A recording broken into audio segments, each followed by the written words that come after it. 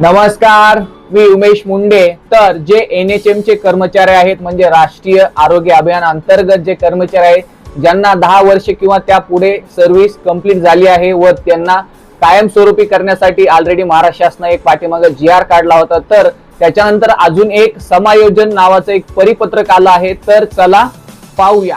तुम्ही पाहू शकता हे परिपत्रक महाराष्ट्र शासन आरोग्य सेवा व अभियान संचालक राष्ट्रीय आरोग्य अभियान म्हणजे NHM चे हे परिपत्रक आहे। याच्यामध्ये जो विषय आहे शासन निर्णय दिनांक 30/6/2026 अन्वये राष्ट्रीय आरोग्य अभियान अंतर्गत 10 वर्ष व त्यापेक्षा अधिक सेवा पूर्ण केलेल्या पात्र कंत्राटी कर्मचाऱ्यांच्या सेवा समायोजनाचा कार्यवाही विहित कालमर्यादेत पूर्ण करण्याबाबत। तर या रिलेटेड हे पत्र आहे।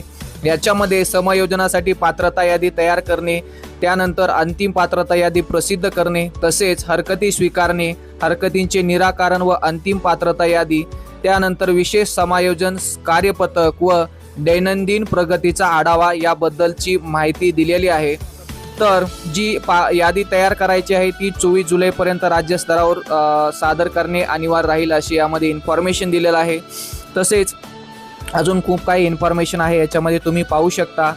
जरी तुम्हाला PDF हवी असेल तर तुम्ही मला कमेंट करू शकता आणि ही माहिती NHM च्या कर्मचाऱ्यांना जे कंत्राटी कर्मचारी आहेत 10 वर्ष सेवा कंप्लीट झाली आहे त्यांना ही शेअर करू शकता। धन्यवाद।